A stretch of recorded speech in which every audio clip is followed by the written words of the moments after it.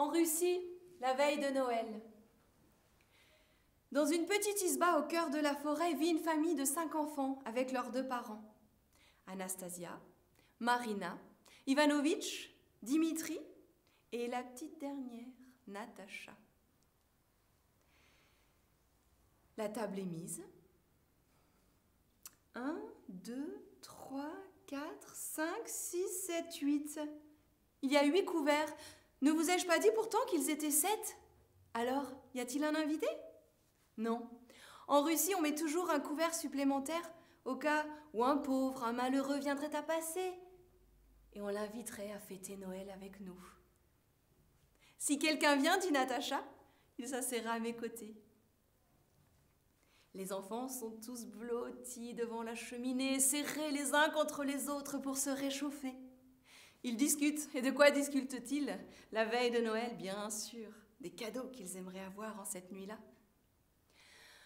Alors moi, dit Anastasia, je voudrais, oh oui, je voudrais un collier d'étoiles étincelantes. Oui, des étoiles, il y en a plein dans le ciel.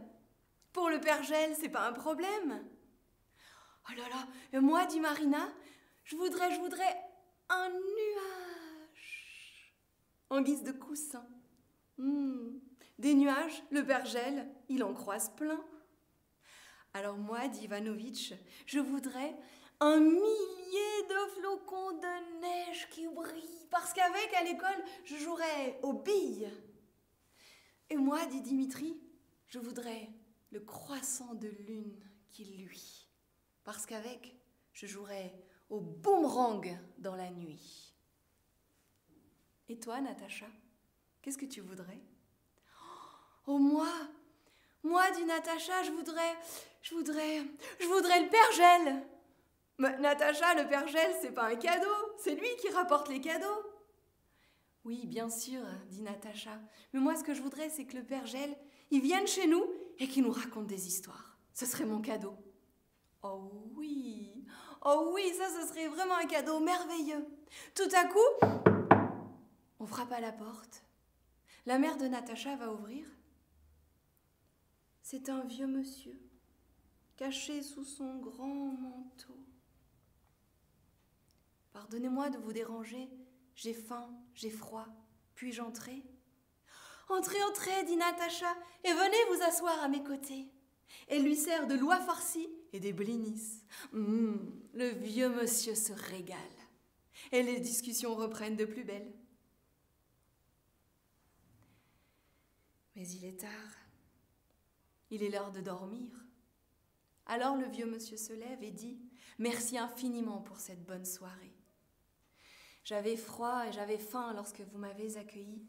À présent, me voici restauré, réchauffé, je puis m'en aller. » Et tandis que le vieux monsieur marche dans la neige, il se retourne. Il voit Natacha, qui lui fait signe de la main, comme pour lui dire une dernière fois « Au revoir ».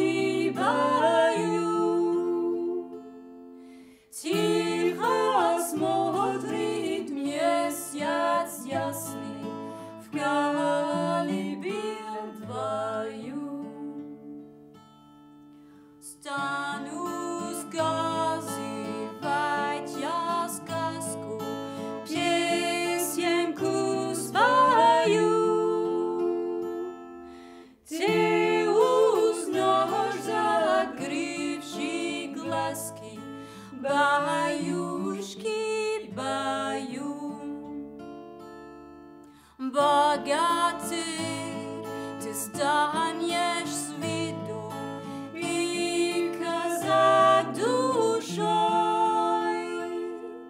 провожать тебя я буду, баюшки, баю. Сколько горьких слез убракой я в ту ночь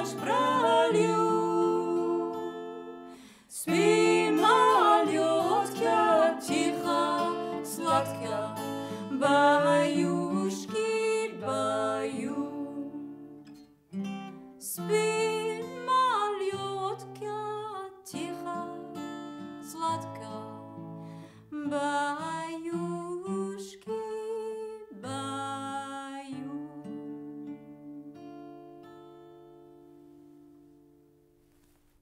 Le lendemain matin, toute la petite famille se retrouve au pied du sapin pour découvrir ses cadeaux. Alors, pour Anastasia, un collier d'étoiles étincelantes. Pour Marina, un nuage en guise de coussin. Pour Ivanovitch, un sac de flocons de neige qui brille pour jouer aux billes. Et pour Dimitri, le croissant de lune qui luit.